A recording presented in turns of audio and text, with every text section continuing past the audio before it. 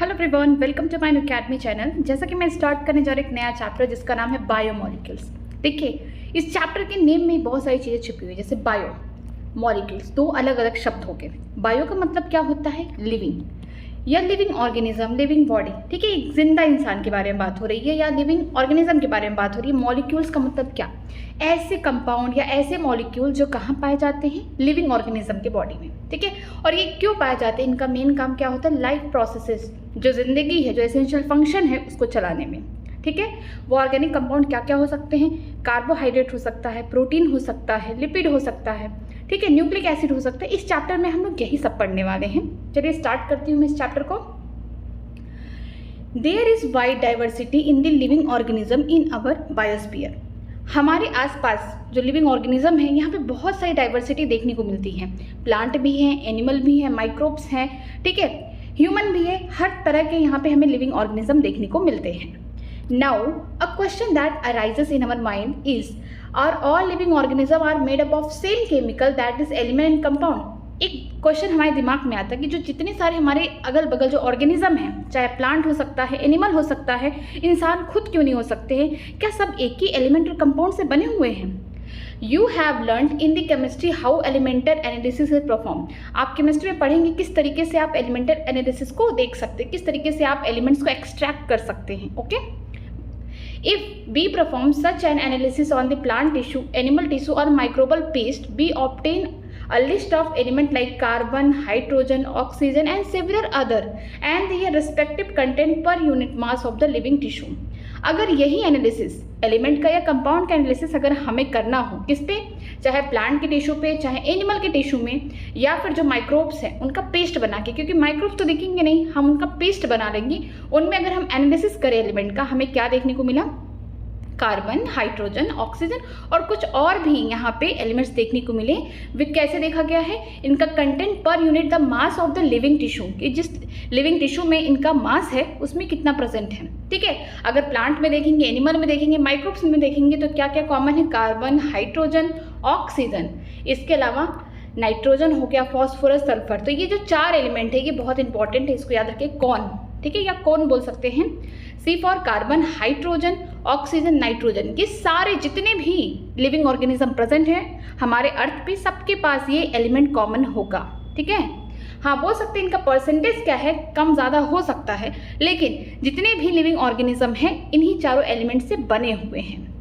आगे देखते हैं, आगे लिखा गया है, if same analysis is performed on a piece of earth crust as an example of non-living matter, we obtain a similar list. अगर यही सेम एनालिसिस, अगर हम एलिमेंट का एनालिसिस जैसे लिविंग ऑर्गेनिज्म में किए, प्लांट में किए, एनिमल में किए, माइक्रोब्स पे किए, इसी तरीके से अगर हम अर्थ के क्रस्ट पे देखते हैं तो हमें क्या देखने को मिलेगा कि जो अर्थ का क्रस्ट है वो क्या है? नॉन लिविंग थिंग है। वहाँ पे भी कुछ हमें एलिमेंट्स देखने को मिले, कुछ वहाँ पे डिफरेंसेस देखने को मिला, कुछ सिमिलरिटीज। ठीक है, देखिए, what are the difference between the two list.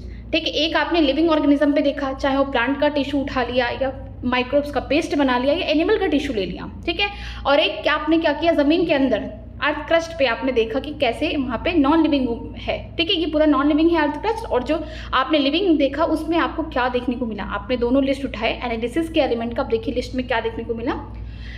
In absolute term no such difference could be made out. अगर देखा जाए जनरली तो दोनों में कोई डिफरेंस नहीं है। अमाउंट का डिफरेंस हो सकता है, परसेंटेज में देखने को मिल सकता है वेरिएशन, लेकिन अगर नाइट्रोजन लिविंग ऑर्गेनिज्म में भी है तो अर्थ क्रस्ट पे भी है।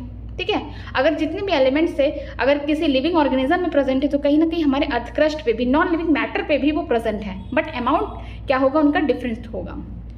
All the element present on the sample of the earth crust are also present in the sample of the living tissue. ठीक है, जितने भी एलिमेंट हमारे अर्थ क्रस्ट पे प्रेजेंट थे उतने एलिमेंट हमारे लिविंग टिश्यू में प्रेजेंट है। वो माइक्रोब्स भी हो सकता है, एनिमल का टिश्यू हो सकता है या फिर प्लांट में। मतलब कि ये कि जितनी ज़मीन में प्रेजेंट थे, जितने भी एलिमेंट पाए जाते हैं हमारे अर्थ पे, उतने ही हमारे बॉडी में एलिमेंट्स प्रेजेंट होते हैं। तो इससे यही बात हुई कि लोग कहते हैं ना कि मिट्टी का शरीर है मिट्टी में ही जाएगा। क्यों जाएगा? ऐसा क्यों बोला जाता है? इसलिए क्योंकि कहीं ना कहीं जो हमारा अर्थ क्रस्ट है, जो हमारी धरती है, उसमें जितने एलिमेंट पाए जाते हैं वो हमारे बॉडी में भी पाए जाते हैं, इसलिए। ओके, आगे चलते हैं। आगे लिखा गया है, however a closer examination revealed that the relative abundance of the carbon and hydrogen with respect to other element is higher in living organism than the earth crust। अगर देखा जाए, क्लोजर एग्जामिनेशन किया जाए, स्टडी किया जाए, देखा जाए किसमें, अर्थ क्रस्ट में और किसी भी लिविंग ऑर्गेनिज्म की बॉडी में जो कार्बन है, हाइड्रोजन है, दोनों एलिमेंट प्रेजेंट है, बट इनका बोल सकते हैं ये ज़्यादा कहाँ प्रेजेंट है, कार्बन और हाइड्रोजन ज़्यादा कहाँ प्रेजेंट है, लिविंग ऑर्गेनिज्म की बॉडी में। ठीक है, वो प्लांट हो सकता है, एनिमल हो सकता है, इवन ये माइक्रोब्स भी हो सकते हैं। ठीक है, उनमें ज़्यादा पाए जाएंगे कौन, कार्बन और हाइड्रोजन। इनका बोल सकते हैं परसेंटेज ज़्यादा होगा as compare to the earth crust. ठीक है, आगे देखते हैं, how to analysis the chemical composition, कैसे आप पता करेंगे कि इनका केमिकल कंपोजिशन क्या है, किस चीज़ से बने हुए हैं living organism. Okay, we can continue asking in a same way what type of organic compound are found in living organism. हम एक क्वेश्चन अपने आप से करते हैं कि कौन कौन से ऑर्गेनिक कंपाउंड होंगे जो एक लिविंग ऑर्गेनिज्म में पाए जाएंगे। ठीक है, how does one go about the finding the answer, कैसे हम इसका आंसर जानेंगे, उसका कौन सा मेथड है कि हम कैसे जान सकते हैं कि हमारे पास जो हमारे लिविंग ऑर्गेनिज्म है, चाहे प्लांट हो गया चाहे एनिमल हो गया, उनकी बॉडी में कौन से ऐसे ऑर्गेनिक कंपाउंड मिलते हैं, या फिर कैसे हम उसको जानेंगे, स्टडी कैसे करेंगे। चलिए देखिए इसका answer. To get an answer one has to perform the chemical analysis. अगर आपको पता करना है किसी भी लिविंग ऑर्गेनिज्म की बॉडी में कौन से ऑर्गेनिक कंपाउंड प्रेजेंट है, कितने अमाउंट में प्रेजेंट है, तो आपको क्या करना पड़ेगा, केमिकल एनालिसिस करना पड़ेगा। अब हम लोग ये देखिए केमिकल एनालिसिस की तरफ बढ़ रहे हैं, प्रोसेस यहाँ पे लिखा गया है। ठीक है, we can take any living tissue, a vegetable or the piece of the liver etcetera. हमें क्या करना है, एक लिविंग टिश्यू लेना है, अपना हाथ तो काट नहीं लेना है कि हमें देखना है कि हमारे बॉडी में कितने एलिमेंट या कितने ऑर्गेनिक कंपाउंड कितने अमाउंट में प्रेजेंट है, ऐसा तो करना नहीं है। हम क्या करेंगे, हरी भरी पत्ती, धनिया की पत्ती उसको ले लेंगे। ठीक है, कोई वेजिटेबल की लीफ ले लेंगे, वो भी क्या है, एक लिविंग है, प्लांट है। या फिर हम क्या करेंगे, अगर हमारे पास कोई एनिमल है, किसी का लीवर ले लिए, चिकन है मान लीजिए, आप खाते भी होंगे, तो आपको क्या करना, बस उसका लीवर ले लेना, एक क्या है वो लिविंग टिश्यू है। ठीक है, उसे क्या करना, आप देखिए, and grind it in trichloro acidic acid. देखिए यहाँ पे फॉर्मूला लिखा गया है, using a motor and pastel. क्या करना है, आपको धनिया की पत्ती ले लेना है या फिर किसी भी ऑर्गेनिज्म का लीवर ले लेना है और उसको कूट कूट के उसकी चटनी बनानी है। कहाँ ग्राइंड करना है, किसके साथ, ट्राइक्लोरो एसिडिक एसिड। ठीक है, इसके साथ करना है, किसकी मदद से, मोटर और पेस्टल की मदद से। क्योंकि आप इसको कहाँ कर रहे हैं, लैब के अंदर कर रहे हैं, घर पे तो कर नहीं रहे हैं कि आप मिक्सर में से पीस लें या फिर सिलपट्टे पे कर लें, नहीं, आप कहाँ कर रहे हैं, ये सारा एक्सपेरिमेंट लैब में कर रहे हैं। इसीलिए आपको किसकी मदद से करना पड़ेगा, मोटर एंड पेस्टल की मदद से। We obtain a thick slurry, आपको क्या मिलेगी, एक मोटी सी चटनी मिलेगी। ठीक है, क्यों, अब देखिए, if we were to strain this through a cheese cloth or the cotton we would obtain two fraction। अगर आप इसे क्या करें, चीज़ क्लॉथ से या फिर कॉटन की रुमाल, पतली सी रुमाल लेके उस पर क्या करें, ये जो चटनी बनी हुई है, किसकी चटनी है ये, या तो ये किसी वेजिटेबल की पत्ती की चटनी बनाई है, या तो आपने क्या किया है, कोई ऑर्गेनिज्म का लीवर की चटनी बना लिया है, किसके साथ, ट्राइक्लोरो एसिटिक एसिड के साथ। ठीक है, उसके साथ मिक्स करके कूट कूट के चटनी बन गई है। अब इस चटनी को आपको क्या करना, छानना है कहीं पे। ठीक है, या तो चीज़ क्लॉथ लेंगे या फिर कॉटन लेंगे, तो आपको देखने को मिलेगा यहाँ पे दो फ्रैक्शन। चाय सबने पिया होगा, कभी ना कभी चाय को भी छाना होगा। नेट पे मान लीजिए कि छन्नी है और नीचे आपने कप रखा, यहाँ पे चाय डालते हैं और चाय में चाय पत्ती वगैरह जो भी होगा वो ऊपर आ जाएगा, लेकिन जो चाय होगा वो यहाँ चला जाएगा, कप में चला जाएगा। तो आप देखेंगे कि आपको दो फ्रैक्शन देखने को मिलेंगे। इसी तरीके से जब आप ये जो थिक चटनी है, स्लरी है, आप जब इसको स्ट्रेन करेंगे, छानेंगे, ठीक है, कहाँ पे, क्लॉथ के ऊपर, तो आपको दो फ्रैक्शन देखने को मिल जाएंगे। देखिए, one is called the filtrate or more technically the acid soluble pool and the second the retentate or the acid insoluble fraction. आपको दो फ्रैक्शन देखने को मिले। मान लीजिए आपने यहाँ पे क्या रखा, एक बड़ा सा वेसल रखा छोटा सा, और इसके ऊपर कपड़ा रख लिया। ठीक है, ये कॉटन हो गया, या फिर हम बोल सकते हैं चीज़ क्लॉथ हो गया। आपने जो चटनी बनाई यहाँ पे रख दी, आप इसको क्या कर रहे हैं, स्ट्रेन कर रहे हैं। पनीर सबने बनाया होगा, शायद देखा होगा, पनीर नहीं बनाए होंगे, तो क्या होता है, आप उसको क्या करते हैं, खूब स्ट्रेन करते हैं। ठीक है, तो ऐसे यहाँ पे भी आपको क्या करना है, उस चटनी को स्ट्रेन करना है। ठीक है, यहाँ पे देखेंगे कि कुछ ऐसे जो लिक्विड्स होंगे, ठीक है, वो क्या होंगे, यहाँ पे आ जाएंगे, वेसल में आ जाएंगे, लेकिन जो थिक वाला पार्ट होगा, जो नहीं इस चीज़ क्लॉथ को पार नहीं कर पाएगा, इसके पुर्स को क्रॉस नहीं कर पाएगा, वो क्या रहेगा, ऊपर ही रह जाएगा। तो जो ऊपर रह गया उसे क्या बोलेंगे, रिडेंटेट बोलेंगे, या फिर हम इसको मोर टेक्निकली टर्म बोलेंगे एसिड इनसॉल्युबल फ्रैक्शन। और जो छन के नीचे आ गया उसे हम क्या बोलेंगे, फिल्ट्रेट बोलेंगे या फिर एसिड सॉल्युबल पूल बोलेंगे। ठीक है, जो छन के नीचे आ गया वेसल में, आपके कप में आ गया, आपके बर्तन में आ गया, वो क्या हो गया, उसे बोलेंगे हम लोग फिल्ट्रेट बोलेंगे या फिर मोर टेक्निकली टर्म जो होगा एसिड सॉल्युबल पूल बोलेंगे। लेकिन जो ऊपर ही रह गया, कपड़े पे ही रह गया, कॉटन पे ही रह गया, वो क्या है, वो रिडेंटेट है, मतलब बचा हुआ सामान है, उसको क्या बोलेंगे, acid insoluble fraction. Okay, Scientists have been found thousands of the organic compound in the acid soluble fraction. Scientist ने हजारों ऑर्गेनिक कंपाउंड कहाँ देखे हैं, एसिड सॉल्युबल फ्रैक्शन मतलब फिल्ट्रेट में देखा, जो छन के नीचे आ गया है। ठीक है, आगे देखते हैं हम। In higher classes, you will be learn about how to analyze the living tissue sample and identify a particular organic compound. आप हायर क्लासेस में जाएंगे तो आप देखेंगे किस तरीके से लिविंग टिश्यू में आप उसका सैंपल लेंगे, कितने एलिमेंट प्रेजेंट है, कौन कौन से ऑर्गेनिक कंपाउंड है, आप उसको आइडेंटिफाई करेंगे। It will be suffice to say here that one extract the compound then subject the extract to a various separation technique till it has to be separated a compound from the other compound। ठीक है, ये कहने का मतलब ये है कि अगर आपने कोई भी, ठीक है, लिविंग टिश्यू लिया, उसको क्या किया, इस तरीके से सब कुछ किया, फिर आपको एक्सट्रैक्ट करना है, एक एक एलिमेंट निकालना है, एक एक कंपाउंड निकालना है, तो आपको क्या करना पड़ेगा, डिफरेंट टाइप के टेक्निक का इस्तेमाल करके एक एक एलिमेंट को निकालेंगे, एक एक कंपाउंड्स को निकालेंगे। Okay, in other words one isolate and purify the compound. फिर आपको क्या मिलेगा, आखिरी में आपका कंपाउंड या फिर एलिमेंट आपको आइसोलेटेड फॉर्म में मिल जाएगा, किसी के साथ जुड़ा नहीं होगा। अगर आप निकाल रहे कार्बन, तो कार्बन के साथ बहुत सारी, यहाँ पे ऐसा नहीं है कि हमारी बॉडी में सिर्फ कार्बन ही प्रेजेंट है, नहीं, बहुत सारे कंपाउंड प्रेजेंट है, लिपिड है, प्रोटीन है, बहुत सारी चीज़ें हैं सेल के अंदर। तो आप क्या, अगर आपको कार्बन निकालना है एलिमेंट में सपोज करिए, या फिर आप सोचते हैं ऑर्गेनिक कंपाउंड में आपको निकालना है लिपिड निकालना है या प्रोटीन निकालना है, तो आपको सारी चीज़ों को हटाना पड़ेगा, सेपरेट करना पड़ेगा डिफरेंट टेक्निक की मदद से। इसलिए आपको क्या करना पड़ेगा, डिफरेंट टाइप के टेक्निक या डिफरेंट टाइप के प्रोसेस करने पड़ेंगे, तब जाके आपको आखिरी में आपका ऑर्गेनिक कंपाउंड आपको मिल जाएगा। ओके, आगे देखते हैं। Analytical technique when applied to the compound give us an idea to the molecular formula and problem structure of the compound. जब आप पूरी तरीके से यहाँ पे निकाल लेंगे, अपना एक्सट्रैक्ट कर लेंगे ऑर्गेनिक कंपाउंड, तो फिर आपको पता चल जाएगा कि जो ऑर्गेनिक कंपाउंड है इसका मॉलिक्यूलर फॉर्मूला क्या है, इसका स्ट्रक्चर कैसा है, आप उसको एनालिसिस करेंगे। Okay, all the carbon compound that we get from the living tissue are called biomolecules.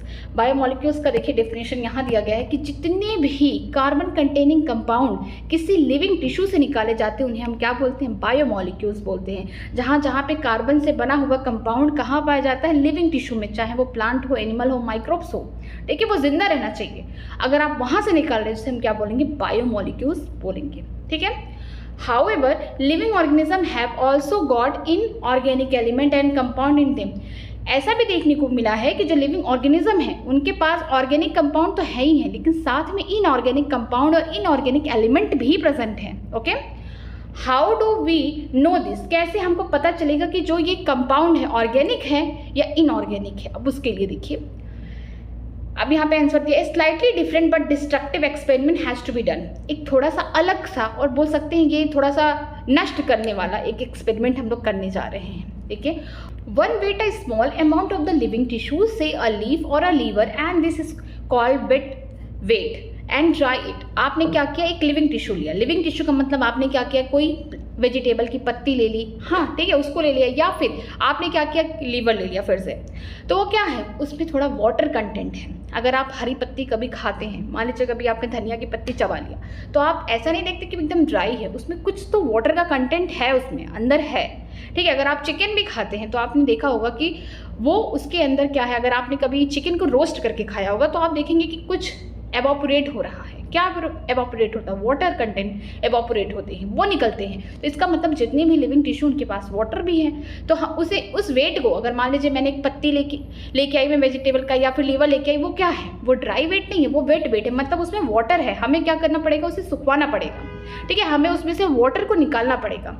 All the water evaporate. जब आप वेट लेके आए हैं उसको क्या करना, आपको सुखवा देना है, ताकि उसमें से सारा वाटर क्या हो जाए, बाहर निकल जाए। या तो आप हीट कर सकते हैं या फिर इजीली कहीं पे भी उसको ऐसी जगह रखें जहाँ पे टेम्परेचर ज़्यादा है, तो उसमें से क्या होगा, वाटर कंटेंट निकल जाएगा। अब बचा हुआ जो कंटेंट है उसे क्या बोलेंगे, उससे हम क्या बोलेंगे, अब तक हमने वेट बोल रहे थे उसको, जब वाटर था, जब वाटर निकल गया तो ड्राई वेट हो गया। The remaining material give our dry weight. ठीक है, जो बचा हुआ मटेरियल है वो क्या है, ड्राई वेट है। Now if the tissue is fully burned, all the carbon compound are oxidized to gaseous form or CO2, water vapor and or remove, ठीक है।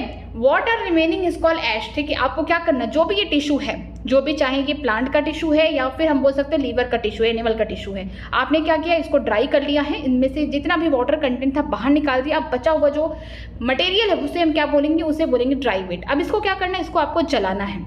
जब आप इसको पूरी तरीके से जलाएंगे तो जो निकल रहा है, जो आप देखेंगे कि वहाँ पे धुएं के फॉर्म में या फिर बोल सकते हैं स्मोक के फॉर्म में कुछ निकल रहा है, उसे क्या बोलेंगे, गैसियस फॉर्म में कुछ कार्बन के कंपाउंड निकले, जैसे कि कार्बन डाइऑक्साइड हो गया, वाटर वेपर निकल जाएंगे। जो बचा हुआ मटेरियल होगा उसे हम क्या बोलेंगे, ऐश बोलेंगे, राख बोलेंगे। अगर आपने कभी लाइफ में लकड़ी है हरी, उसको क्या किया, आपने सुखवा दिया, एकदम उसमें से पूरा वाटर कंटेंट निकल चुका, वो ड्राई वेट हो गया।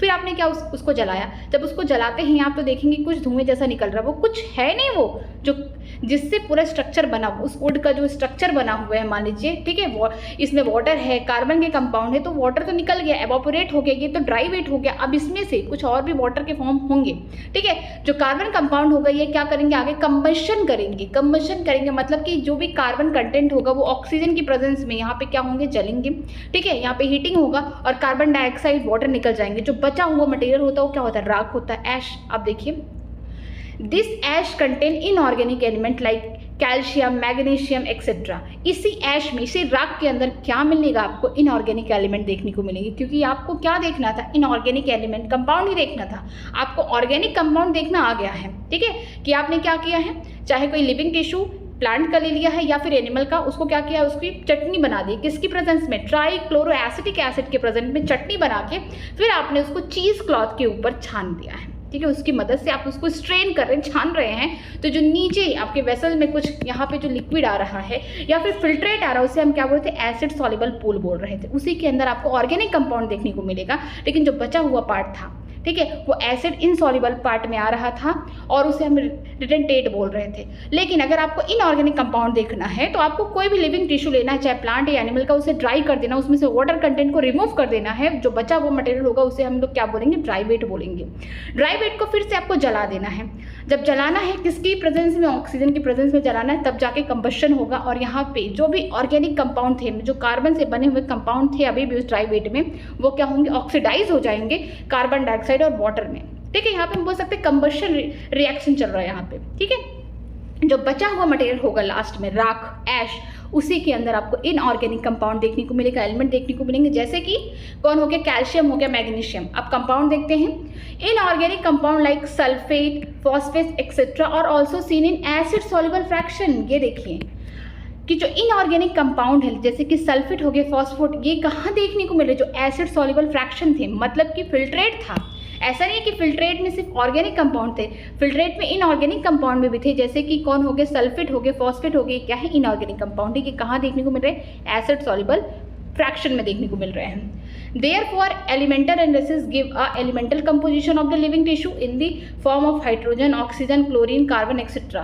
इसीलिए जब हम लोग एलिमेंटल एनालिसिस करते हैं, एलिमेंट्स को एक एक करके निकालते हैं टेक्निक की मदद से, हमें क्या पता चलता है कि लिविंग टिश्यू किससे बना हुआ है। जैसे यहाँ पे दिया hydrogen, oxygen, chlorine, carbon etcetera. While the analysis of compound give us an idea of the kind of organic and inorganic constituent present in the living tissue. जब हम लोग ऑर्गेनिक या फिर बोल सकते हैं इनऑर्गेनिक कंपाउंड पता करना है तो उस समय हमें क्या करना पड़ेगा, एनालिसिस करना पड़ेगा कंपाउंड्स के ऊपर, ठीक है। तब हमें पता चलता है कि ये ऑर्गेनिक कंपाउंड है या फिर इनऑर्गेनिक कंपाउंड है। From the chemistry point of view, one can identify the fractional group like the aldehyde, ketone, aromatic compound, etc. अगर आप केमिस्ट्री की पॉइंट ऑफ व्यू से सोचेंगे तो जो भी आपको कंपाउंड देखने को मिलेंगे उनमें फंक्शनल ग्रुप प्रेजेंट होगा। वो एल्डिहाइड हो सकता है, CHO, ठीक है, यहाँ पे कार्बन होगा, ठीक है। अगर बात करते हैं कीटोन तो यहाँ पे C डबल बॉन्ड हो, यहाँ पे भी कुछ बोल सकते हैं अल्कली ग्रुप जुड़े होंगे। एरोमेटिक कंपाउंड होंगे जो बेंजीन के साथ अपने स्ट्रक्चर बनाएंगे। तो ये हम लोग जब केमिस्ट्री के पॉइंट ऑफ व्यू से सोचेंगे तब आपको ये कंपाउंड में ये सब देखने को मिलेगा। But from the biological point of view we shall classify them into amino acid, nucleotide, basis, fatty acid etcetera. लेकिन अगर हमें बायोलॉजी के पॉइंट ऑफ व्यू से देखना होगा तो हमें जो कंपाउंड अपना मिला है, चाहे ऑर्गेनिक हुआ, इनऑर्गेनिक हुआ, हम उस पर क्या देखेंगे, अमीनो एसिड है या फिर फैटी एसिड है ये, या न्यूक्लियोटाइड के बेसिस प्रेजेंट है, मीन्स न्यूक्लिक एसिड वगैरह प्रेजेंट है, ठीक है। हम ऐसे देखेंगे, ओके। यहाँ पे देखिए कुछ एनालिसिस किया गया है elemental analysis, a comparison of the element present in non living and living matter. पहले एनसीईआरटी, पुराने एनसीईआरटी में था 0.5 ह्यूमन में, ठीक है। हाइड्रोजन था अर्थ क्रस्ट पे 0.14, लेकिन ह्यूमन में 0.5 था, लेकिन अब नई एनसीईआरटी में 9.5 दे दिया, इसलिए मैं इसको काट के बड़ा सा लिख ली, ओके। मतलब कि ये ज़्यादा होगा। अगर बात करते हैं कार्बन का, तो कार्बन जो हमारी बॉडी में सबसे ज़्यादा होगा 18.5, क्योंकि हमारी बॉडी का जो ढांचा है, बोल सकते हैं ज़्यादा करके जो ऑर्गेनिक कंपाउंड है वो कार्बन से बने हुए हैं, ठीक है। और अर्थ क्रस्ट पे 0.03 है। ऑक्सीजन की बात करते हैं, हमारे अर्थ क्रस्ट पे 46.6 है, लेकिन हमारी बॉडी में 65 है, ठीक है। परसेंट है, सब परसेंटेज में दिया गया है। नाइट्रोजन जो होगा अर्थ क्रस्ट पे बहुत कम है, लेकिन हमारी बॉडी में 3.3 प्रेजेंट है। इतना जो है, ठीक है, ये पूरा इतना यहाँ तक। सल्फर तक, सल्फर भी 0.03 है और हमारी बॉडी में 0.3 है। इतना जो है हमारी बॉडी में ज़्यादा है, लेकिन अब इधर देखेंगे नीचे, जैसे सोडियम, कैल्शियम, मैग्नीशियम, सिलिकॉन हमारे बॉडी में कम है, अर्थ क्रस्ट पे ज़्यादा है, क्योंकि ये क्या हो गए, इनऑर्गेनिक बोल सकते हैं एलिमेंट्स हैं ये। देखिए सोडियम जो है हम बोल सकते हैं हमारे अर्थ क्रस्ट पे 2.8 है, लेकिन हमारी बॉडी में 0.2 है। कैल्शियम की बात करते हैं 3.6 है अर्थ क्रस्ट पे, लेकिन हमारे बॉडी में क्या होगा 1.5% होगा। मैग्नीशियम जो होगा 2.1 होगा, हमारे बॉडी में 0.1 होगा। लेकिन सिलिकॉन की बात करते हैं, हमारी बॉडी में बिल्कुल नहीं पाया जाता, लेकिन अर्थ क्रस्ट पे 27.7 है, ठीक है। तो याद रखिएगा कि इतना जो ये वाला पार्ट है यहाँ से लेकर सल्फर तक, ये जो होगा हमारे बॉडी में ज़्यादा पाया जाएगा, परसेंटेज में ये एलिमेंट जो होंगे हमारी बॉडी में ज़्यादा पाए जाएंगे। लेकिन अगर हम बात करते हैं इनऑर्गेनिक के, यहाँ पे जैसे अर्थ क्रस्ट में कौन कौन ज़्यादा पाया जा रहा है, सोडियम हो गया, कैल्शियम हो गया, मैग्नीशियम, सिलिकॉन हमारी बॉडी से ज़्यादा अर्थ क्रस्ट पे पाए जाते हैं। कहीं ना कहीं यहाँ पे देखते हैं कि परसेंटेज में वेरिएशन, लेकिन जितने भी एलिमेंट अर्थ क्रस्ट पे पाए जाते हैं उतने हमारे बॉडी में भी पाए जाते हैं, ओके।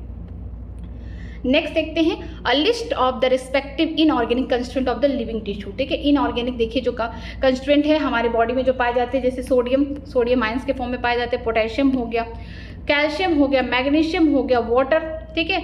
अब बात करते हैं कंपाउंड में, यहाँ पे NaCl, कैल्शियम कार्बोनेट, फॉस्फेट और सल्फेट। जो फॉस्फेट और सल्फेट हैं ये क्या है, इनऑर्गेनिक कंपाउंड है, लेकिन कहाँ पाए जा रहे हैं, एसिड सॉल्युबल फ्रैक्शन में, एसिड सॉल्युबल फ्रैक्शन में पाए जा रहे हैं, मतलब कि किस में पाए जा रहे हैं, फिल्ट्रेट में पाए जा रहे हैं, ओके। आगे चलते हैं, आगे देखते हैं अमीनो एसिड के बारे में हम लोग पढ़ने जा रहे हैं। Amino acid are the organic compound containing a amino group and acidic group as the substituent on the same carbon, that is the alpha carbon. Hence they are called the alpha amino acid. They are the substituted methane. देखिए क्या होता है, methane में क्या होता है 1 2 3 4, ठीक है। यहाँ पे क्या है, हाइड्रोजन लग गया, कार्बन के पास 4 वैलेंसी है, हाइड्रोजन लग गया। हमने क्या किया, यहाँ पर एक अल्कली ग्रुप जोड़ दिया, ठीक, एक यहाँ पे हम बोल सकते हैं NH2 ग्रुप जोड़ दिए, और एक यहाँ पे बोल सकते हैं COH ग्रुप जोड़ दिए, ठीक है। इस तरीके से एक हाइड्रोजन है। तो हमने क्या किया है, जो कार्बन है जिसके पास 4 वैलेंसी है वहाँ पे उसको सब्सटीट्यूट किया है, एक वहाँ पे बोल सकते हैं COH ग्रुप जोड़ दिए, एक NH2 ग्रुप जोड़ दिए, और एक हाइड्रोजन या एक वेरिएबल R ग्रुप जोड़ दिए। तो ये क्या है, जो बोल सकते हैं जो अमीनो एसिड होते हैं ये सब्सटीट्यूटेड मीथेन होते हैं। जिस तरीके से मीथेन में क्या होता है कि उनकी भी 4 वैलेंसी होती है, कार्बन की यहाँ पे सिर्फ हाइड्रोजन होते हैं। हमने क्या किया, हाइड्रोजन को मीथेन से रिमूव कर दिया, एक हाइड्रोजन को रिमूव करके NH2 लगा दिया, दूसरे हाइड्रोजन को रिमूव करके COH लगा दिया, फिर तीसरे में एक वेरिएबल R हो गया, और चौथे में सिर्फ हाइड्रोजन प्रेजेंट है। मीन्स ये R क्या होता है, चेंज होता रहता है, ठीक है, अल्कली ये ग्रुप। तो हम इस अमीनो एसिड को बोल सकते हैं कि ऑर्गेनिक कंपाउंड है जिनके पास क्या है, अमीनो ग्रुप है, NH2 ग्रुप है, जो कि एसिडिक ग्रुप है, इसके साथ COH एक एसिडिक ग्रुप है। ये कैसे होंगे, बेसिक ग्रुप होंगे, ये जो होंगे एसिडिक ग्रुप होंगे। इन्हें हम अमीनो ग्रुप बोल रहे हैं, ये क्या है, एसिडिक, कार्बोक्सी एसिडिक है, ओके। यहाँ पे एक ही कार्बन पे सारे ग्रुप लगे हुए हैं, जैसे अमीनो ग्रुप हो गया, या फिर बोल सकते हैं एसिडिक ग्रुप जो है कार्बोक्सी, ये भी लगा हुआ हाइड्रोजन वेरिएबल। इसीलिए इस कार्बन को हम लोग क्या बोलेंगे, अल्फा कार्बन बोलेंगे, जो कि क्या बना रहा है, अल्फा अमीनो एसिड बना रहा है, ठीक है। क्योंकि हमने क्या किया है कि जो नॉर्मली जो होते हैं मीथेन, उनमें से हमने हाइड्रोजन रिमूव करके अमीनो ग्रुप ऐड कर दिया है, कार्बोक्सी ग्रुप ऐड कर दिया है, वेरिएबल अल्कली ग्रुप ऐड कर दिया है, जो आगे चल के क्या बना रहे हैं, अल्फा अमीनो एसिड बना रहे हैं। There are 4 substituent group occupy at the 4 valency position. हाँ, कार्बन के पास 4 वैलेंसी होती है, वो 4 बॉन्ड बना सकता है। अब देखिए, These are hydrogen, carboxy group, amino group and variable group designed as R। देखिए वो जो हमने सब्स्टिट्यूट किया है मीथेन से एक एक हाइड्रोजन हटा के क्या ऐड किए हैं, कार्बोक्सी ग्रुप COH, ठीक है, अमीनो ग्रुप NH2, ठीक है, ये एसिडिक होंगे, ये बेसिक होंगे नेचर में, ओके। वेरिएबल आर एक ऐसा अल्कली ग्रुप जो क्या कर रहा है, हर बार चेंज होता जा रहा है, और एक कॉन्स्टेंटली क्या ऐड किए, हाइड्रोजन। ये भी चेंज हो सकता है बट हाइड्रोजन रहता है बहुत सारे अमीनो एसिड में। Based on the nature of R group there are many amino acid, ठीक है, किसके नेचर पर, आर ग्रुप की मीन्स अल्कली ग्रुप के नेचर पे यहाँ पे डिफरेंट टाइप की आपको अमीनो एसिड देखने को मिलते हैं।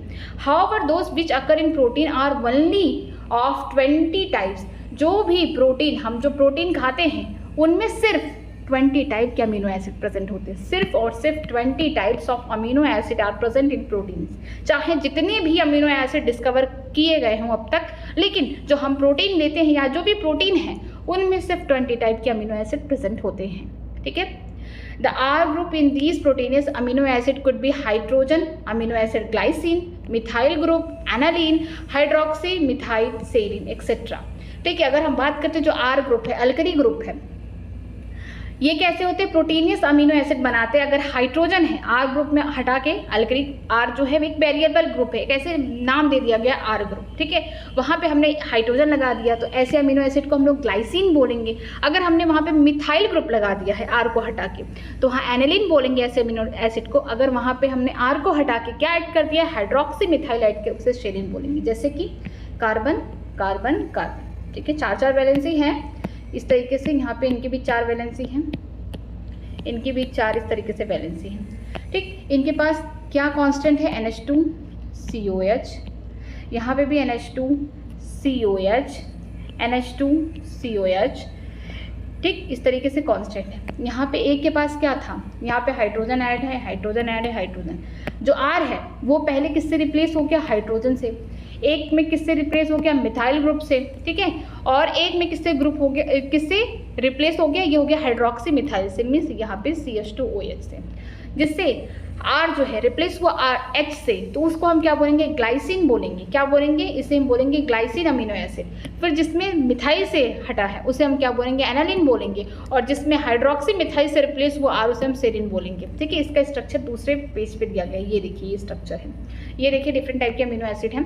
यहाँ पे देखिए क्या क्या कॉन्स्टेंट है, COH सब में कॉन्स्टेंट है, अमीनो ग्रुप ये भी कॉन्स्टेंट है, हाइड्रोजन भी कॉन्स्टेंट है। यहाँ पे आर, जो आर था, अब ये क्या कर रहा है, ये अपना अलग अलग डिफरेंट बोल सकते हैं अमीनो एसिड बना रहे हैं। देखिए यहाँ पे जो आर था वो रिप्लेस हो गया, हाइड्रोजन से रिप्लेस हो गया, तो यहाँ पे एक स्ट्रक्चर बना अमीनो एसिड का जिसको हम क्या बोलते हैं, सबसे सिंपल अमीनो एसिड है वो क्या है, ग्लाइसिन है। फिर आर किससे रिप्लेस हो गया, मिथाइल ग्रुप से, इसे हम बोलेंगे एनालिन बोलेंगे। अगर बात करते हैं जो आर है वो किससे रिप्लेस हो गया, वो हो सकता है CH2OH से, मीन्स हाइड्रोक्सी मिथाइल से ये रिप्लेस हो गया, हम इसे क्या बोलेंगे, सेरीन। इसके लिए एक शॉर्ट ट्रिक है, गैस। गैस से याद रखिएगा कि जो आर है अगर रिप्लेस हो गया हाइड्रोजन से तो ग्लाइसिन हो गया। अगर आर यहाँ पे CH3 मीन्स यहाँ पे मिथाइल ग्रुप से हो गया तो इसे हम बोलेंगे एनालिन। अगर आर जो होगा CH2OH मीन्स हाइड्रोक्सी मिथाइल से रिप्लेस हो गया तो इसे हम बोलेंगे सेरीन। तो इसके लिए एक ट्रिक है गैस, गैस से याद कर सकते हैं। यहाँ पे 3 अमीनो एसिड और स्ट्रक्चर बहुत इंपॉर्टेंट है।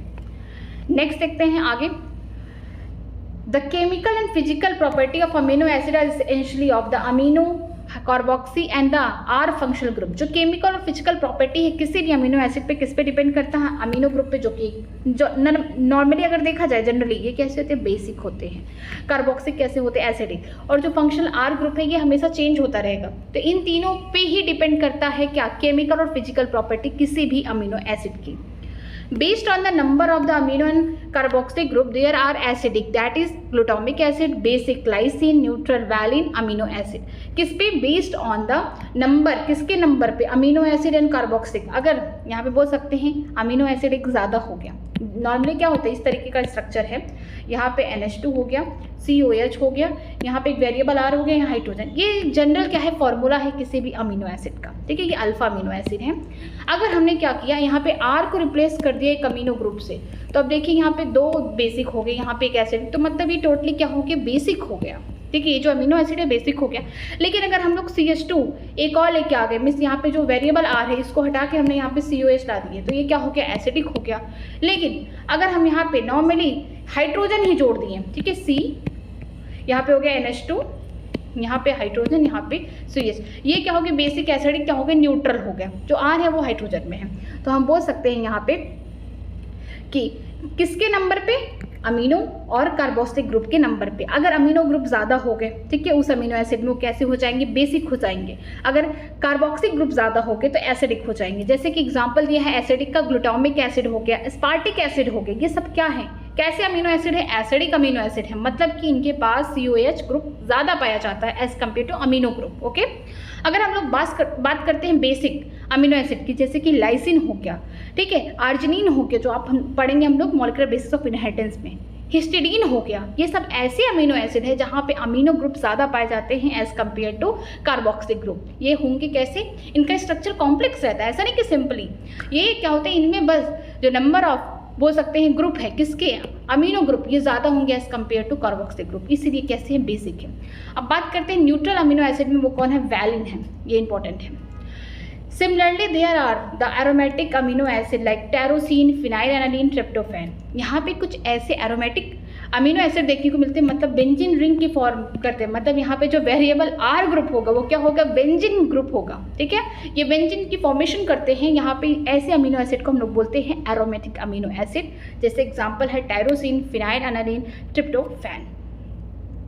A particular property of amino acid is the ionizable nature of the NH2 and COH group, amino and carboxylic group। यहाँ पे पर्टिकुलर जो प्रॉपर्टी है, किसकी प्रॉपर्टी, अमीनो एसिड की जो प्रॉपर्टी है, कौन सी, आयनाइजेबल, मतलब कि वो जब भी हम उसको किसी भी डिफरेंट यहाँ पे बोल सकते हैं सोल्यूशन में डालते हैं तो वो क्या होते हैं, ईजिली आयनाइज हो जाते हैं, उनके आयन्स टूटने लगते हैं। कहाँ से आयन टूटेंगे, या तो अमीनो ग्रुप से टूटेंगे या फिर हम बोल सकते हैं कार्बोक्सिलिक ग्रुप से, यहाँ पे टूटेगा जुड़ेगा, यही काम होगा, ठीक है। Hence in solution of the different pH the structure of amino acid change. इसीलिए अगर डिफरेंट पीएच में आप अमीनो एसिड को रख रहे हैं तो आपको स्ट्रक्चर क्या देखने को मिलेगा, अलग अलग देखने को मिलेगा। जैसे एक स्ट्रक्चर यहाँ पे दिया गया है, देखिए नॉर्मली क्या था, ये देखिए ये है alpha amino acid COH, NH2 और H, ठीक है। ये नॉर्मली सिंपली ये क्या था, आपको देखने को मिला था अल्फा अमीनो एसिड के नॉर्मल था, लेकिन जैसे ही आपने इसको सोल्यूशन में रखा तो क्या हुआ, जो ये हाइड्रोजन है ना,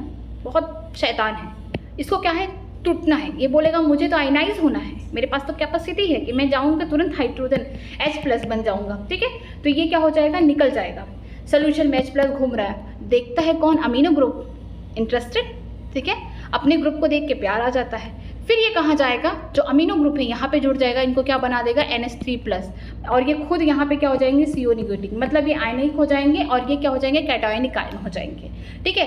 जो NH2 ग्रुप था वहाँ पे सिर्फ NH2 प्रेजेंट था, लेकिन जो COH है ये नॉर्मली क्या होते हैं, यही आयनाइज होते हैं, मीन्स जो ये H+ है ना, यही जाके आयनाइज हो जाएगा और कहाँ जुड़ जाएगा, NH2 वाले ग्रुप पे जुड़ जाएगा। तो यहाँ पे देखिए स्ट्रक्चर, यहाँ पे स्ट्रक्चर दिया गया है किसका, एक अमीनो एसिड का, यहाँ पे बोल सकते हैं अल्फा अमीनो एसिड है, यहाँ पे HCOH, यहाँ पे जो बोल सकते हैं COH है, ठीक है, इसमें COH है, ढेर सारे यहाँ पे अमीनो एसिड प्रेजेंट होंगे। H+ जो जाके कहाँ जुड़ जाएगा, NH2 वाले ग्रुप पे जुड़ जाएगा। देखिए यहाँ पे NH3+ हो गया है। अगर देखा जाए COH यहाँ पे टूट गया है और NH3, यहाँ पे दोनों टाइप के आयन प्रेजेंट है, इसीलिए हम इसको क्या बोलेंगे, ज्विटरिक आयनिक फॉर्म बोलेंगे, ठीक है। इसे क्या बोलेंगे, ज्विटर आयन बोलेंगे, कि जब भी अमीनो एसिड पे या फिर जब भी किसी भी यहाँ पे अमीनो एसिड पे क्या होगा, पॉजिटिव निगेटिव आयन दोनों एक साथ पाए जाते हैं, ऐसे स्ट्रक्चर फॉर्म को हम लोग क्या बोलेंगे, ज्विटर आयन बोलेंगे, ठीक है। ये ज्विटरिक आयनिक फॉर्म है ये। यहाँ पे H+ निकलेगा, रिलीज होगा सोल्यूशन में, और जो अमीनो ग्रुप है वहाँ पे क्या होगा, H+ यहाँ पे जुड़ जाएगा, ठीक। तो जहाँ पे जिस भी अमीनो एसिड में दोनों ही यहाँ पे चार्ज देखने को मिलेंगे, चाहे प्लस हो चाहे माइनस हो, ऐसे फॉर्म को हम लोग क्या बोलेंगे, zwitter ionic form. Okay, next चलते हैं। Lipid are generally water insoluble. जो लिपिड्स हैं वो जनरली पानी में नहीं घुलते हैं, वो फैट जैसे हैं। They could be simple fatty acid. ये क्या हो सकते हैं, एक सिंपल फैटी एसिड हो सकते हैं। A fatty acid has the carboxylic group attached to the R group. जो फैटी एसिड होते हैं उनमें क्या होता है, एक तो कार्बोक्सिलिक ग्रुप प्रेजेंट होता है और यहाँ पे R ग्रुप होगा, मीन्स अल्कली ग्रुप जो वेरिएबल है, बहुत लंबा चेन बना सकता है, 20 कार्बन भी जोड़ सकता है, 15 भी जोड़ सकता है, डिफरेंट कार्बन यहाँ पे जोड़ सकते हैं। तो वहाँ पे क्या प्रेजेंट होना नेसेसरी है, एक कार्बोक्सिलिक ग्रुप और एक वेरिएबल R। ठीक है, R कुछ भी हो सकता है, 4 कार्बन का हो सकता है, 10 हो सकता है, 20 हो सकता है, कुछ भी हो सकता है। ठीक है, the R group could be methyl और इथाइल और higher of the CH2 group, जैसे 1 से लेकर 19 तक। जो R होगा इथाइल हो सकता है, मिथाइल हो सकता है, या फिर 1 से लेकर 19 कार्बन यहाँ पे जुड़ सकता है। ठीक है, कार्बोक्सिलिक ग्रुप को छोड़ के, इसको छोड़ो, जो यहाँ पे R वाला है 1 से लेकर 19 कार्बन को ऐड कर सकता है, एक लंबी सी चेन बना सकता है, कार्बोक्सिलिक एसिड को छोड़ दो। इसको बाहर निकालो। अभी इस R की बात हो रही है तो 1 से 19 कार्बन यहाँ जुड़ सकते हैं, ठीक है। अब देखिए एग्जाम्पल दिया है, for example palmitic acid has 16 carbon including the carboxylic group. जो पाल्मेटिक एसिड है इसके पास 16 कार्बन है कार्बोक्सिलिक ग्रुप को लेकर। इसका मतलब हम तो जनरल फॉर्मूला जानते हैं CH2, यहाँ पे वेरिएबल R है।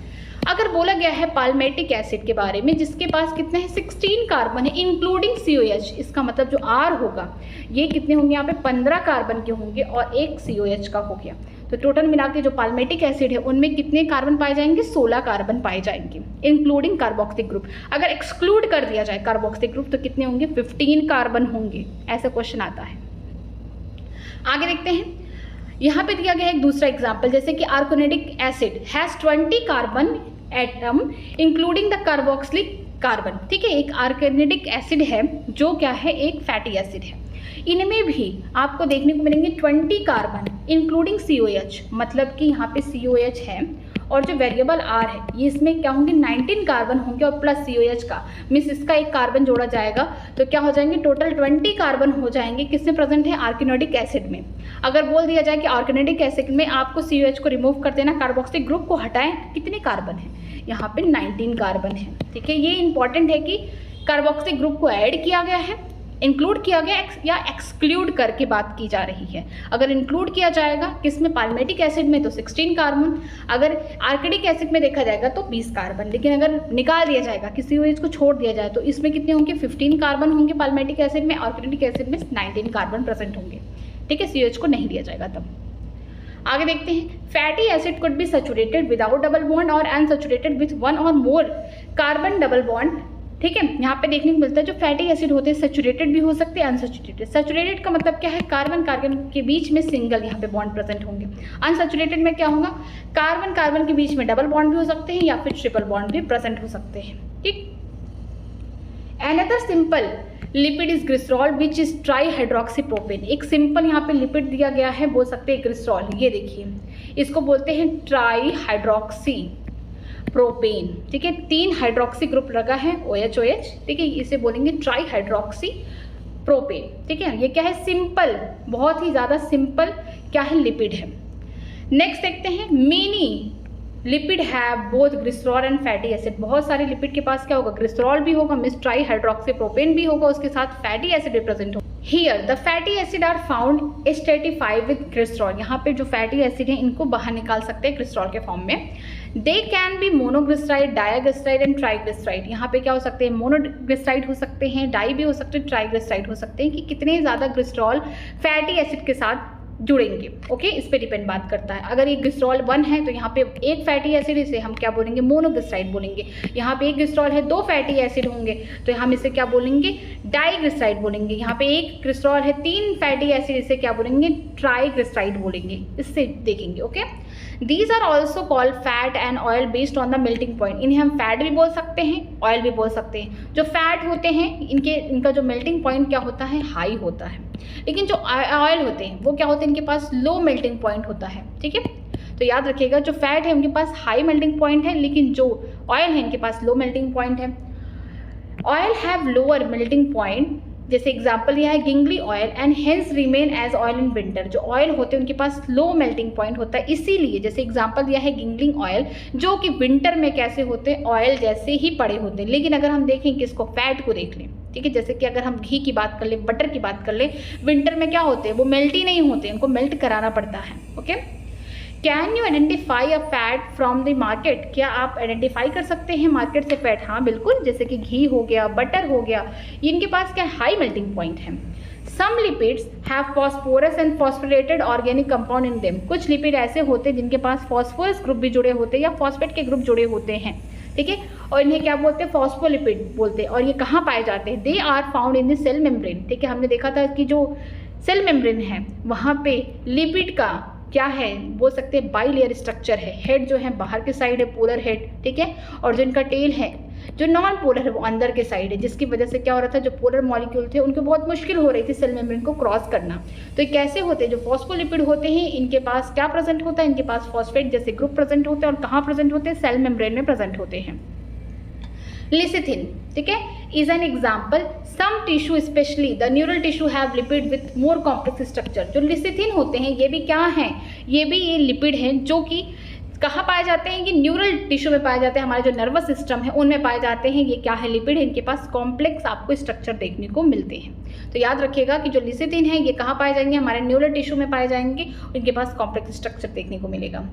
आगे देखते हैं, living organism have number of carbon compound in heterocyclic ring can be found. जो लिविंग ऑर्गेनिज्म है इनके पास जो कार्बन कंटेनिंग कंपाउंड है जिसके पास हाइड्रोसाइक्लिक रिंग, हाइड्रोसाइक्लिक का मतलब क्या होता है, एक बेंजीन की रिंग होगी जिसमें कार्बन के अलावा और भी एलिमेंट प्रेजेंट है। हाइड्रोजन को तो छोड़ दीजिए, कार्बन के अलावा मान लीजिए नाइट्रोजन प्रेजेंट है और अनदर एलिमेंट प्रेजेंट है, ऐसे रिंग को हम लोग क्या बोलते हैं, हेट्रोसाइक्लिक रिंग बोलते हैं। सिर्फ अगर कार्बन का बना हुआ उसे बोलेंगे होमोसाइक्लिक रिंग, लेकिन अगर कार्बन के अलावा दूसरे एलिमेंट है हाइड्रोजन को छोड़ने के बाद, ठीक है, उसे हम क्या बोलेंगे, हेट्रोसाइक्लिक रिंग बोलेंगे। ठीक है, तो बहुत सारे जो लिविंग ऑर्गेनिज्म है उनके पास जो कार्बन कंटेनिंग कंपाउंड है जैसे कि हेट्रोसाइक्लिक रिंग भी पाए जाते हैं। Some of these are nitrogenous bases जैसे adenine, guanine, cytosine, uracil and thymine. कुछ नाइट्रोजनस बेसिस होते हैं जैसे कि एडेनिन हो गया, ग्वानिन हो गया, साइटोसिन हो गया, यूरेसिल हो गया, थाइमिन हो गया। ठीक है, जो प्यूरिन होते हैं वो कौन होते हैं, AG होते हैं।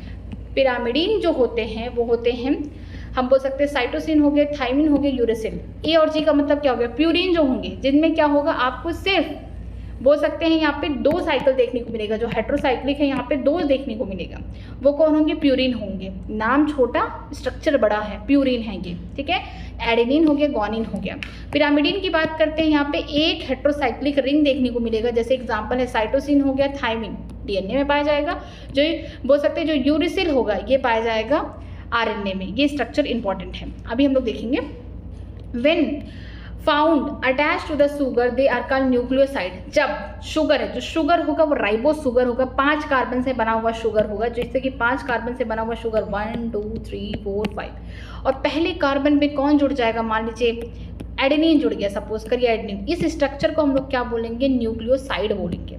लेकिन जैसे ही यहाँ पे देखिए 1 2 3 4 5 है, अगर यहाँ पे 5वें कार्बन पे यहाँ पे कोई फॉस्फेट ग्रुप जुड़ गया तो ऐसे स्ट्रक्चर को हम लोग क्या बोलेंगे, न्यूक्लियोटाइड बोल देंगे। तो याद रखिएगा जो नाइट्रोजनस बेस कौन कौन है यहाँ पे, adenine, guanine, cytosine, uracil, thymine. बस यहाँ पे एक ही डिफरेंस देखने को मिलेगा कि RNA में यूरेसिल पाया जाता है, थाइमिन नहीं पाया जाता है, और DNA में थाइमिन पाया जाता है लेकिन यूरेसिल नहीं पाया जाता है। ठीक है, अगर 5 कार्बन से बना हुआ जो शुगर है, राइबोस शुगर, उस पर क्या जुड़ जाए, नाइट्रोजन बेस जुड़ जाए, तो ऐसे स्ट्रक्चर को न्यूक्लियोसाइड बोलेंगे। देखिए, if a phosphate group is also found to be stratified to the sugar they are called nucleotides. ठीक है, अगर मान लीजिए जो 5 कार्बन से बना हुआ शुगर है, इस पर यहाँ पे एक तरफ नाइट्रोजन बेस जुड़े, ऐसे स्ट्रक्चर को हम लोग क्या बोलेंगे, न्यूक्लियोसाइड बोलेंगे। लेकिन 5वें कार्बन पे जो शुगर का जो 5वां कार्बन वहाँ पे फॉस्फेट ग्रुप जुड़ जाए, इस पूरे स्ट्रक्चर को हम लोग क्या बोलेंगे, न्यूक्लियोटाइड बोलेंगे। ठीक है, adenosine, guanosine, thymidine, uridine and cytidine are the nucleoside. ठीक है, अगर नाइट्रोजन बेस में एडेनिन हो जो किससे जुड़ जाए, राइबोस शुगर से, तो इस स्ट्रक्चर को क्या बोलेंगे, एडेनोसिन बोलेंगे। अगर ग्वानिन ऐड हो जाए तो हम लोग क्या बोलेंगे, गुआनोसिन बोलेंगे। अगर थाइमिन ऐड हो जाए किससे, राइबोस शुगर से, क्योंकि ये सब क्या है, न्यूक्लियोसाइड्स बना रहे स्ट्रक्चर, तो थाइमिडीन हो गया, यहाँ पे यूरेसिल ऐड हो जाए तो यूरिडीन हो गया, साइटोसिन ऐड हो जाए तो यहाँ पे बोलेंगे साइटिडीन। ये नाम इंपॉर्टेंट है। ठीक है, अगर हम बात करते हैं एडेनिक एसिड, थाइमिलिक एसिड, ठीक है, जब एसिड है तो मतलब फॉस्फेट जुड़ने वाला, ये क्या बनाने वाले हैं, न्यूक्लियोटाइड्स बनाने वाले हैं। ग्यूनोलिक एसिड हो गया, यूरिक एसिड हो गया एंड साइटेनिक एसिड हो गया आर न्यूक्लियोटाइड। मतलब कि यहाँ पे जो नाइट्रोजनस बेस होंगे वो एडेनिन हो सकते हैं, थाइमिन हो सकते हैं, ग्वानिन या यूरेसिल, या फिर बोल सकते हैं यहाँ पे साइटोसिन हो सकते हैं। तो ये क्या बना देंगे, फॉस्फेट ग्रुप ऐड करके, कहाँ पे ऐड करेंगे, न्यूक्लियोसाइड वाले जो स्ट्रक्चर है वहाँ पे ऐड करके क्या बनाएंगे, न्यूक्लियोटाइड्स बनाएंगे। Nucleic acid like the DNA, RNA consist of nucleotides only. जो न्यूक्लिक एसिड है, जो DNA है, RNA, वो क्या है, न्यूक्लियोटाइड्स है। मतलब कि वहाँ पे राइबोस शुगर भी प्रेजेंट है, नाइट्रोजनस बेस भी प्रेजेंट है, साथ में फॉस्फेट ग्रुप भी ऐड है, मीन्स ये न्यूक्लियोटाइड वाला स्ट्रक्चर बना रहे हैं। बस फर्क क्या रहेगा, DNA के पास नाइट्रोजन बेस में थाइमिन होगा और RNA में क्या होगा, थाइमिन नहीं प्रेजेंट होगा, उसकी जगह यूरेसिल होगा। ठीक है, DNA and RNA function as a genetic material. जो DNA है, RNA का जो फंक्शन है, इनका क्या काम है, जेनेटिक मटेरियल में। ओके, यहाँ पे देखिए ग्लूकोज का फॉर्मूला जानते हैं C6H12O6। इसका स्ट्रक्चर दिया गया है 1 2 3। तीसरे कार्बन में देखिए OH जो है उसका पोलैरिटी चेंज हो गया है। ठीक है, यहाँ पे देखिए 1 2 3 4 5 6 कार्बन से बना हुआ एक रिंग जैसा स्ट्रक्चर, एक क्या है ग्लूकोज है। राइबोज शुगर की बात करते हैं 1 2 3 4 5 5 कार्बन से बना हुआ ये देखिए राइबोज शुगर है। अमीनो एसिड हमने देख लिया था कि जहाँ पे अगर आर रिप्लेस हो जाए एस से ग्लाइसिन बोलेंगे, अगर मिथाइल ग्रुप्स हो जाए एनालिन हो गया, अगर CH2OH ग्रुप्स हो जाए मीन्स हाइड्रोक्सी मिथाइल्स हो जाए इसे सेलिन बोलेंगे। यहाँ पे ट्रिक क्या है, गैस से याद कर लीजिएगा। फिर देखते हैं पाल्मेटिक एसिड, यहाँ पे जहाँ पे कितने कार्बन थे 16 कार्बन थे इंक्लूडिंग COH को लेकर। अगर हम COH को हटा देते तो 15 कार्बन होने चाहिए, देखिए 4 यहाँ है और एक यहाँ है 15, और टोटल कितने हो गए 16 कार्बन का स्ट्रक्चर है। जो ग्लिसरॉल है ये क्या है, सिंपल लिपिड है, इसे क्या बोलते हैं ट्राई हाइड्रोक्सी प्रोपेन बोलते हैं। फिर देखिए यहाँ पे ये है लिसिथिन, ये फॉस्फोलिपिड है। ठीक है, कहाँ पाए जाते हैं, ये सेल मेम्ब्रेन में देखने को मिल रहे हैं ये। ठीक है, कुछ ऐसे भी नर्वस टिश्यू हैं जहाँ पे लिपिड पाए जाते हैं जो ब्रांच स्ट्रक्चर होते हैं। ठीक है, याद रखिएगा लिसिथिन का स्ट्रक्चर है, देखिए यहाँ पे नाइट्रोजन है इस तरीके से ऐड है, यहाँ पे इस तरीके से स्ट्रक्चर बना हुआ है। फिर देखते हैं हम लोग triglyceride means R1 R2 R3 are the fatty acid, ये जो क्या है ये सब फैटी एसिड यहाँ पे जुड़े हुए हैं। ठीक है, ये ट्राइग्लिसराइड का फॉर्मूला है। फिर देखते हैं कोलेस्ट्रॉल, ये देखिए कोलेस्ट्रॉल का फॉर्मूला है। अब आगे देखते हैं, आगे हम लोग देखेंगे नाइट्रोजनस बेस के बारे में देखेंगे, जैसे कि प्यूरिन है, एडेनिन हो गया। ठीक है, जैसे AG एडनिन ग्वानिन ये क्या होते हैं प्यूरिन, इनके पास 2 हाइड्रोसाइक्लिक रिंग प्रेजेंट होती है। अगर बात करते हैं यूरेसिल की, साइटोसिन, थाइमिन की। ठीक है, अगर यूरेसिल RNA में होगा और DNA में थाइमिन प्रेजेंट होगा, ये इनको क्या बोलेंगे पिरामिडीन बोलेंगे। इनके पास क्या होगा, एक सिंगल हाइड्रोसाइक्लिक रिंग प्रेजेंट होगा, जैसे कि यहाँ पे यूरेसिल का स्ट्रक्चर दिया गया है। ठीक है, ये नाइट्रोजनस बेस है। लेकिन अगर यही नाइट्रोजनस बेस किस पे जुड़ जाएंगे राइबोज शुगर पे, तो ये क्या बनाएंगे स्ट्रक्चर, एडनोसिन बन गया ये, क्योंकि एडनिन ऐड हुआ है, ये क्या हो गया, इस स्ट्रक्चर को बोलेंगे न्यूक्लियोसाइड बोलेंगे। ठीक है, अगर ये फॉस्फेट ग्रुप इस पे जुड़ जाए, किस पे, जो एडनोसिन है यहाँ पे फॉस्फेट ग्रुप जुड़ गया तो क्या हो गया, एनालिक एसिड हो गया। फिर देखते हैं अगर हम बात करते हैं यूरेसिल की, तो यूरेसिल एक पिरामिडीन है। ठीक है, अगर ये जुड़ जाए किस पे, राइबोज शुगर पे, तो इस स्ट्रक्चर को, इस न्यूक्लियोसाइड को क्या बोलेंगे हम, यूरिडीन बोलेंगे। लेकिन अगर यहीं पे फॉस्फेट ग्रुप जुड़ जाए, ठीक है, ये जो स्ट्रक्चर है, ये जो कार्बन है, इस पे ये हाइड्रोजन रिमूव होके क्या हो जाए, इस तरीके का स्ट्रक्चर बन जाए। ये देखिए इस तरीके का यहाँ पे स्ट्रक्चर देखने को मिल जाए, इस तरीके से रुक जाइए, OH OH, यूरेसिल हो गया यहाँ पे O, फिर यहाँ पे क्या है CH2O, क्योंकि एक हाइड्रोजन तो रिमूव होगा तब जाके यहाँ पे क्या ऐड हो पाएगा, फॉस्फेट ग्रुप ऐड हो पाएगा इस तरीके से। तो इस वाले स्ट्रक्चर को हम लोग क्या बोलेंगे, न्यूक्लियोटाइड है। ठीक है, यूनिलिक एसिड हो जाएगा। आगे देखते हैं प्राइमरी सेकेंडरी मेटाबोलाइट। ठीक है, प्राइमरी सेकेंडरी मेटाबोलाइट का मतलब क्या है, प्राइमरी सेकेंडरी मेटाबोलाइट के बारे में हम लोग पढ़ने जा रहे हैं कि हमारे बॉडी में डिफरेंट टाइप के मेटाबोलाइट्स पाए जाते हैं। कुछ का काम होता है हमारे लाइफ प्रोसेसेस, जो भी हमारे एसेंशियल फंक्शन है उनको कराना, और जो सेकेंडरी मेटाबोलाइट्स होते हैं उनके और काम होते हैं। देखिए, the most exciting aspect of the chemistry deal with the isolating the thousand of compound small or big from the living organism, determine their structure and if possible synthesis them.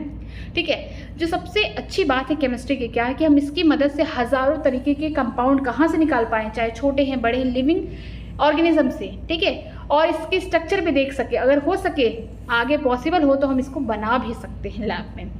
If one were to make a list of biomolecules, such a list would have thousands of the organic compound including the amino acid, sugar, etc. अगर हम list बनाते हैं किसका, biomolecule का, तो हमें देखने को मिलेगा कि हज़ारों टाइप के ऑर्गेनिक कंपाउंड हमारे बॉडी में प्रेजेंट है, जैसे कि अमीनो एसिड हो गए, शुगर हो गई, सब क्या है, ऑर्गेनिक कंपाउंड है। आगे देखते हैं, for reason that are given in section 9.1 we can call these biomolecular metabolites. यहाँ पे 9.1 में जो देख रहे हैं हम लोग ये पूरा स्ट्रक्चर, ये सब क्या है, ये सब मेटाबोलाइट्स है। ठीक है, क्योंकि हमारे बॉडी के लिए ज़रूरी है। In animal tissue one notice the presence of all such category of the compound shown in 9.1। अगर हम लोग किसी भी एनिमल टिश्यू के अंदर देखें तो जितने भी यहाँ पे कंपाउंड दिए गए हैं सब कहाँ पाए जाएंगे, एनिमल के टिश्यू में पाए जाएंगे। ठीक है, these are called primary metabolite, इसीलिए हम इन्हें क्या बोलते हैं, प्राइमरी मेटाबोलाइट बोलते हैं। ठीक, आगे देखते हैं, आगे लिखा गया however when one can analysis the plant, fungal and the microbial tissue one would be see thousand of the compound other than these called the primary metabolite. Example alkaloids हो गया, फेलिनॉइड्स हो गया, रबर, एसेंशियल ऑयल हो गया, antibiotic हो गया, coloured pigment, sand, gum, spices, these are called secondary metabolites. अगर हम किस में देख रहे हैं, प्लांट में देख रहे हैं, एनिमल में नहीं गई देखना, प्लांट में, फंगल में, माइक्रोबल टिश्यू में देख रहे हैं, अगर प्लांट के सेल या टिश्यू में देख रहे हैं, अगर फंगल में देख रहे हैं या माइक्रोबल सेल में देख रहे हैं, ठीक है। तो हमें और भी हजारों टाइप के यहाँ पे कंपाउंड देखने को मिल रहे हैं जो कि वो प्राइमरी मेटाबोलाइट्स देंगी, क्या है सेकेंडरी मेटाबोलाइट्स, जैसे कि एल्कोइड्स हो गया, फेलोनाइड्स हो गया, रबर हो गया, एसेंशियल ऑयल हो गया, एंटीबायोटिक हो गया, कलर्ड पिगमेंट हो गया, सेंट, गम, स्पाइसेस जो हम लोग मसाले वगैरह खाते हैं, ये भी क्या है, ये सेकेंडरी मेटाबोलाइट्स होते हैं, ठीक है। While the primary metabolite have identifiable function and known role in a normal physiological process, we do not at the moment understand the role or the function of all the secondary metabolite in the host organism, ठीक है। अगर हम बात करते हैं primary metabolites की, तो इनके फंक्शंस हम जानते हैं कि जो जहाँ पे प्रेजेंट है लिविंग टिश्यू में, इनका फंक्शन हमें प्रेजेंट है, ग्लूकोज क्यों बन रहा है, क्यों न्यूक्लियोटाइड्स बन रहे हैं, ठीक है, क्यों लिपिड बनना है, ये सारे स्ट्रक्चर जो अभी हमने देखे 9.1 फिगर में, वहाँ पे हमने देखा कि सारे डिफरेंट टाइप के ये प्राइमरी मेटाबोलाइट्स है, इनको हम आइडेंटिफाई कर सकते हैं और ये हमारे नॉर्मल फिजियोलॉजिकल जो प्रोसेसेस हैं उनमें अपना रोल अदा कर रहे हैं। लेकिन जो सेकेंडरी मेटाबोलाइट्स अपने होस्ट ऑर्गेनिज्म में बन रहे, होस्ट ऑर्गेनिज्म कौन है, इनका प्लांट है, ठीक है, एनिमल नहीं है, यहाँ पे फंगल है और माइक्रोबल सेल है, ठीक है। उनमें इनका काम क्या है, उनमें हम इसको रिकॉग्नाइज नहीं कर पा रहे कि ये जो सेकेंडरी मेटाबोलाइट्स है ये क्यों बन रहे हैं, ठीक। However, many of them are useful to human welfare. Example, rubber, drugs, spices, scents and pigments. ठीक है, लेकिन जो सेकेंडरी मेटाबोलाइट्स हैं, ज़्यादा करके जो सेकेंडरी मेटाबोलाइट्स हैं ये क्या कर रहे हैं, जो ह्यूमन के कल्याण में हेल्प कर रहे हैं, उनके लिए ज़्यादा बेनिफिशियल है ह्यूमंस के लिए। जैसे कि कौन हो गया, रबर हो गया, ठीक है, ड्रग्स हो गया, स्पाइसेस हो गया, सेंट हो गया, पिगमेंट्स हो गया। हम लोग इसे कहाँ से ले रहे हैं, इसे हम लोग प्लांट से ले रहे हैं या माइक्रोब से ले रहे हैं, फंगस से ले रहे हैं। एंटीबायोटिक भी रहना चाहिए था, जो फंगस से हम लोग ले रहे हैं, ये हमारे लिए हेल्पफुल है, ठीक है। Some secondary metabolite have ecological importance, ये बहुत इंपॉर्टेंट है कि सम कुछ ही सेकेंडरी मेटाबोलाइट्स जिनके पास क्या है, इकोलॉजिकल इंपॉर्टेंस है। In the later chapter and year you will be learn more about this. आप आगे चल के चैप्टर्स में पढ़ेंगे किन के बारे में, जो सेकेंडरी मेटाबोलाइट्स है इनके बारे में पढ़ेंगे। देखिए, जो प्राइमरी मेटाबोलाइट्स है लिविंग टिश्यू में, चाहे वो प्लांट हो, एनिमल हो, कोई भी लिविंग टिश्यू, उनमें इनका काम पता है कि लाइफ प्रोसेस चलाना है, ग्लूकोज क्यों बन रहा है, न्यूक्लियोटाइड्स क्यों बन रहे हैं, ठीक है, क्यों लिपिड्स, ये सब का हम फंक्शन जानते हैं, जो हमारा फिजियोलॉजिकल जो फंक्शन है उनको रेगुलेट करा रहे हैं। लेकिन जो सेकेंडरी मेटाबोलाइट अपने होस्ट ऑर्गेनिज्म की बॉडी में बन रहे हैं, जैसे कि कौन है, वो प्लांट है, फंगल है, जो फंगस है वो, इसके अलावा जो माइक्रोब्स के सेल हैं वहाँ बन रहे हैं। इनका कोई भी हम बोल सकते हैं कोई भी रोल अभी तक जान नहीं पाए, क्या इनका प्रोसेस है, कैसे ये काम कर रहे हैं, क्या फंक्शन है, क्यों बन रहे हैं, इनके बारे में नहीं जा रहे। लेकिन बहुत सारे, ठीक है, मेनी ऑफ सेकेंडरी मेटाबोलाइट जो होते हैं ह्यूमन के लिए बेनिफिशियल हैं, रबर हो गया, ड्रग्स हो गए, स्पाइसेस, सेंट, पिगमेंट्स हो गया, एंटीबायोटिक हो गए, ये सब बहुत ज़्यादा इंपॉर्टेंट है। कुछ सब नहीं, सम ऑफ द जो सेकेंडरी मेटाबोलाइट्स हैं ये इकोलॉजिकल इंपॉर्टेंस में हेल्पफुल हैं। जैसे यहाँ पे दिया गया एक लिस्ट, यहाँ से हर बार नीट में क्वेश्चन आते हैं, ये बहुत ज़्यादा इंपॉर्टेंट है बॉक्स। सम सेकेंडरी मेटाबोलाइट्स, कुछ यहाँ पे सेकेंडरी मेटाबोलाइट्स दिए गए हैं, जैसे कि पिगमेंट में है कैरेटिन हो गया, एंथोसाइन एक्सेट्रा। कैरेटिन क्या है, ये बोल सकते हैं फैट सॉल्युबल पिगमेंट है, ठीक है, फैट सॉल्युबल पिगमेंट है। गाजर सबने खाया होगा, लेकिन अगर थोड़ा सा गाजर को आप थोड़ा सा घी में भून दीजिए, उसे थोड़ा सा रोस्ट कर दीजिए घी में, देखेंगे ना पूरा कलर छोड़ देगा। क्यों? क्योंकि जो गाजर में जो कलर आ रहा है किसकी वजह से आ रहा है, कैरोटीनॉइड पिगमेंट की वजह से आ रहा है, ठीक है। और वो क्या है, फैट सॉल्युबल है। पानी में कलर, कभी भी आप गाजर को पानी में कट करते हैं, मान लीजिए आपने कट करके उसके छोटे छोटे स्लाइड्स को पानी में रख दिया, क्या कभी आपने गाजर का कलर देखा? नहीं देखा होगा। ऑरेंज कलर का गाजर है चाहे रेड कलर का, लेकिन अगर उसी को छोटे छोटे स्लाइड में कट करके आप थोड़ा सा घी में डाल दीजिए, देखिए उसका कलर आ जाएगा। क्यों? क्योंकि उसमें जो पिगमेंट्स प्रेजेंट है वो कैसे है, फैट सॉल्युबल है।